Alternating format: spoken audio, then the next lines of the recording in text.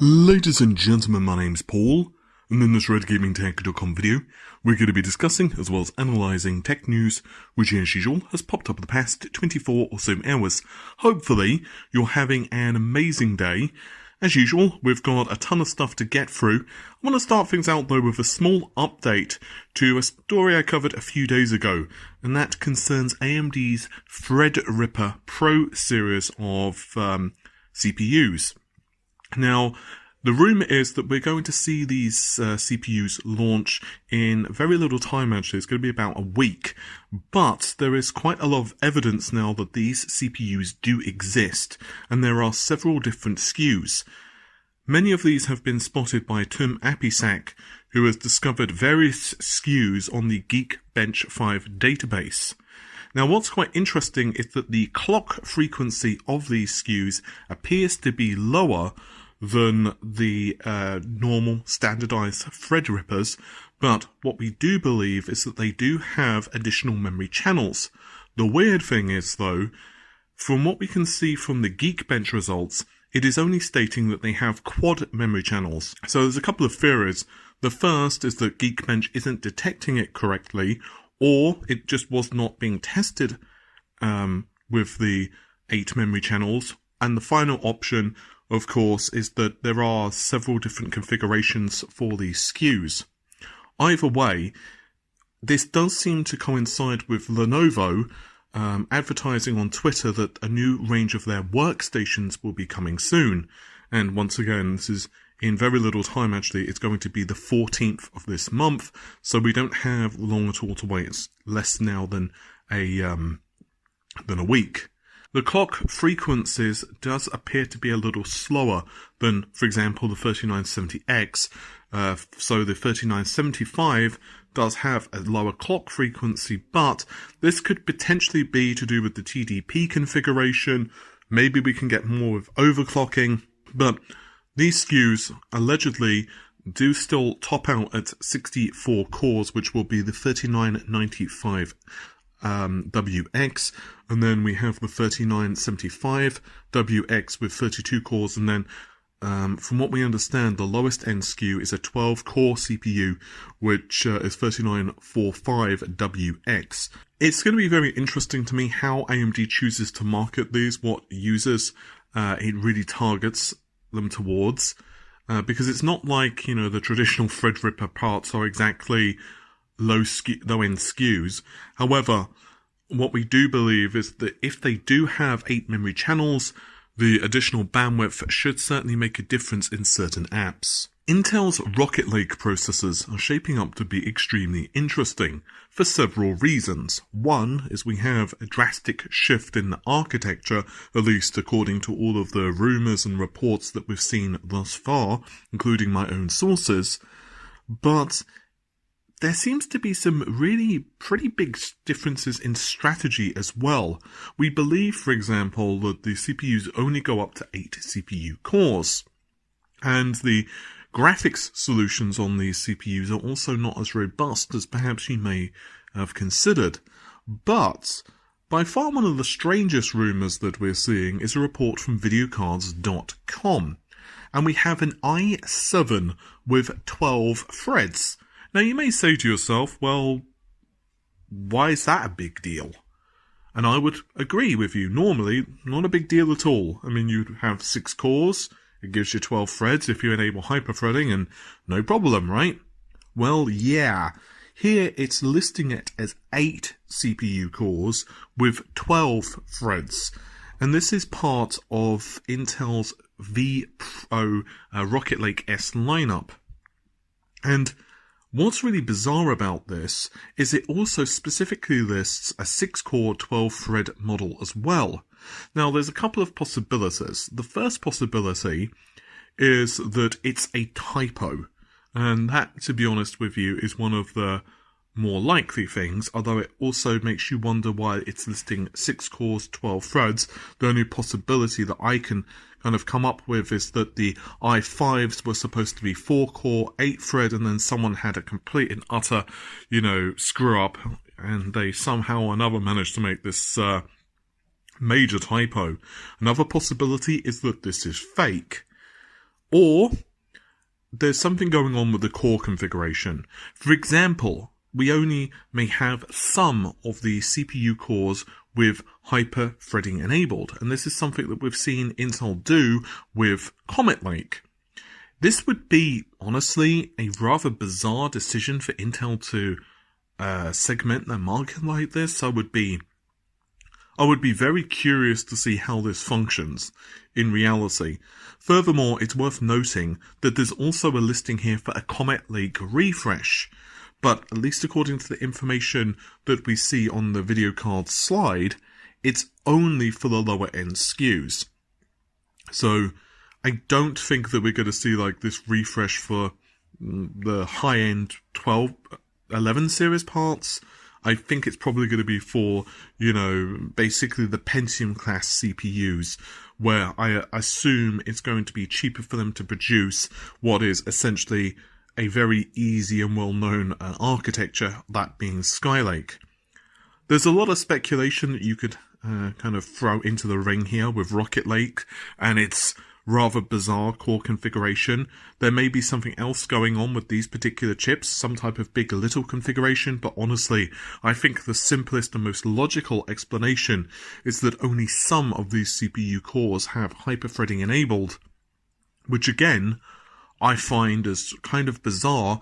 I suppose the best way of describing it is a weird combination of the 9th and the 10th philosophies and how they handled hyperthreading. For example, the 9700K was basically a 9900K, albeit with a few cuts in, for example, clock frequency, but also with hyperthreading being disabled. So yeah, I would be very interested to see how they price these CPUs, and also whether this, quite frankly, eyebrow-raising decision is also going to find its way into consumer-grade parts as well, or whether we're going to see a more traditional kind of segmentation. For example, 8/16, 6/12, and so on and so on. I think one reason that Intel may choose to do this, though, is because a 6-core, 12-thread part, well, basically real physical cores offer greater performance than what hyperthreading would perform. So maybe that's one of the reasons that we're seeing this decision. But honestly, it's kind of weird. There's a very good chance by this point that you saw the PlayStation 5 Unreal Engine 5 demo. It was, well, absolutely going ballistic on the internets. And for a couple of reasons. One, the technology looked extremely cool, but it was also the first look of what software would look like on the PlayStation 5 hardware. And honestly, the demo itself, in terms of a perspective of what we could see with future games running on hardware, I think, yes, it is kind of a best case scenario, and there were definitely things that could be improved with further revisions of the software. After all, as I've discussed kind of extensively, the Lumen ray tracing technology is basically an advanced form of real-time global illumination. But naturally, this can be interspersed with things such as more traditional pixel-based ray tracing as well. Either way, the demo itself is a great preview of what Unreal Engine 5 will bring to the table. I'll try to remember to link the real in-depth analysis I put out for UE5 on the PS5. I think I did a pretty good job, at least I believe so. Anyway, Sony and Epic have apparently decided to become bestest chums in the world, and Sony have actually purchased a $250 million minority stake in Epic Games. And there's also a quote to go with this. They believe that it will allow the companies to broaden their collaboration across Sony's leading portfolio of entertainment and asset technology, as well as Epic's social entertainment platform and digital ecosystem. Now, $250 million is not a small chunk of change. I mean, I wish I could find it lying at the back of my sofa, but I'm yet to do so. However, Epic themselves have raised about $1.6 billion in funding over the past few years. However, Sony's CEO had more to say on this. Epic's powerful technology in areas such as graphics places them at the forefront of game engine development, with Unreal Engine and other innovations. There's no better example than the revolutionary entertainment experience Fortnite. Yes, I shuddered when I said that word. Through their investment, we explore opportunities for further collaboration with Epic to delight and bring value to consumers and the industry at large, not only in games, but across a rapidly evolving digital entertainment landscape. It's worth noting that Tim Sweeney on Twitter states that Sony and themselves only really came to this serious point of the discussions of some kind of deeper collaboration or at least financial investment from Sony after the UE5 demo. Whether you choose to believe that, I'll leave you to debate down in the comments. And while, of course, this will impact games, I do believe this, it will also be interesting for other forms of media. Epic, for example, have been very vocal that they don't just want to be using the engine to create games. And that's not me minimizing the awesomeness of video games, but it also means that their engine can do so much more. And obviously, if you increase the level of details enough and you do all of this other stuff that's required, you can make absolutely amazing animations and perhaps even some type of interactive form of movies. Not exactly a video game, but kind of more let's say collaborative, and it's particularly given the increase in AR or augmented reality, VR technologies. I actually said when I originally covered the UE5 thing that it's going to be the absolute dream of people who do things such as machinima, for example.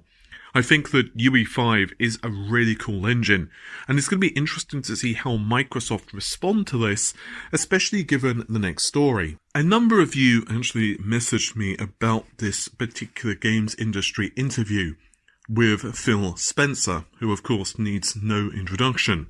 I've often said that I believe he is perhaps single-handedly responsible for turning around the Xbox ship. But there's a rather interesting series of quotes from Phil Spencer, and this comes down to the acquisitions that Microsoft have been kind of performing. As we all know, they've been drastically beefing up the number of studios that are under the Xbox Game Studios brand. And there are even reports, although whether you choose to believe them or not is down to you, that Microsoft are even considering purchasing Warner Bros. Interactive. As I mentioned in my previous video, there will certainly be challenges with certain IPs, like Microsoft will not own the full exclusive rights to, say, Superman or whatever. By the way, in the comments down below, who is your favourite DC character? For me, personally, Superman on average, but I think I prefer the world of Batman. I have to say, the Arkham series of games, especially the first one, is perhaps some of my favourite moments in gaming. Anyway, getting back to the story itself. Phil Spencer and the rest of the Microsoft team want you to know that, well, guess what? They're not done just purchasing the studios that they've got. They want to buy more. We have acquired quite a few studios in a short space of time, and we want to make sure that those studios are on board right away. As Matt and I were talking about, we wanted to make sure that we treated the incoming studios as full parts of the organisation. They felt supported. The Game Pass portfolio and subscriber base continues to grow. We're launching a new console. Last year was our biggest year ever on PC in terms of revenue at Xbox Game Studios. A lot of businesses are doing really well, so we're always in the market for new opportunities with studios. The first priority was making sure the studios had the things they needed to build the best versions of their game. That means extending some of their timelines and giving them more budgets. We have a really strong support from Satya Nadella, who is the CEO of Microsoft, and Amy Hood, who is the CFO. And according to Spencer, there's no signal at all that we should be slowing down, but just for us to go at a pace that is maintainable for us as a leadership team. But we're always out there talking to people, but it has to be the right opportunity. I would be extremely interested if Microsoft did snap up Warner Bros. But honestly, I think Microsoft would also stand to gain a lot purchasing one or two Japanese studios. As we all know, Microsoft have really struggled when it comes to getting a foothold in Japan and other Asian markets, and the Xbox console does extremely well in the USA and pretty well in Europe, but in parts of Asia, not so much. So I would be very interested to see what we have. The rumour has it that Halo Infinite will be extensively shown in the 23rd of July showcase, and I am super excited for this showcase. I truly believe that it's going to be a lot better than what we've seen previously. I think they will put a much greater emphasis on the gaming side of things, and I mentioned back when we were covering the Sony showcase that I thought it was fantastic, but I believe Sony were holding back a lot of games, and I mentioned that I think Microsoft will counter heavily. I think over the next couple of months, honestly, there's going to be a lot of tit for tat between the two companies, and I don't think that the July 23rd event is going to show the pricing, and I'd be super surprised, honestly, if we saw Lockhart. I think Microsoft are taking a softly approach, and I think that makes a lot of sense. I'm going to be very curious to see the state of the market in the next 12 to 24 months. And I do realise that people do criticise Microsoft quite a lot for their exclusivity in games, especially given that those titles honestly will appear on the PC as well. But I think from what Microsoft's business strategy is, it makes a lot of sense. They want those Game Pass numbers to be as high as possible, and I don't honestly think they care whether you're playing the game on the PC, on the Xbox, or whatever your chosen platform is. And there are also some rumours that the Xbox One systems are no longer being manufactured, or at the very least, the manufacturing is being wound down. I don't know if this is true, but, and this is not from my own sources, this is just from the internet in large, but honestly it would make sense if this is the case, given of course the fact that we are expecting Lockhart. I think Microsoft having the Xbox One X becoming EOL, end of line, and then replacing it with Lockhart, well, I think it just is the most logical thing for them to do. And with the PlayStation 5 having an all-digital version, which I think that they're probably going to sell for about $100 less than the standard system. I know that the Blu-ray drive is not worth $100. However, when you take into account a slightly cheaper case design and all this other stuff, plus Sony making more from digital sales, I think Sony would be willing to lose the $100 and push you towards purchasing the digital system. And I would be interested to see whether Lockhart has an optical drive or not, or whether it is just purely an all-digital system. But I think for now, that's just about all I have to say on the matter. So hopefully you've enjoyed the video. The normal stuff if you did, like, share, comment and subscribe, and I'll see you soon. Take care of yourselves.